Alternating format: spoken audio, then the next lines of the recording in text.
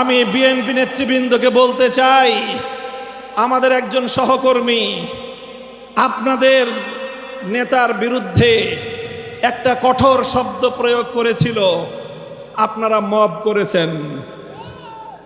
তাই আমি ব্যক্তিগত আক্রমণ, ব্যক্তিগতভাবে কাউকে কোনো কটু শব্দ উচ্চারণ করতে চাই না।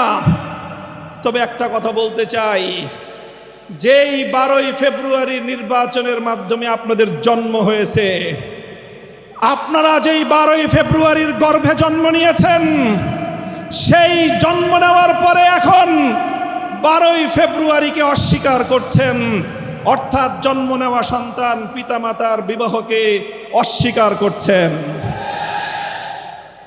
এর বেশি আর কিছু বললাম না। যদি আমাদেরকে বলতে বাধ্য করেন, আমরা এরপরে আর কোনো ব্যক্তির ব্যক্তিগত সম্মানের দিকে তাকিয়ে আমরা আমাদের মুখ বন্ধ রাখতে পারবো না।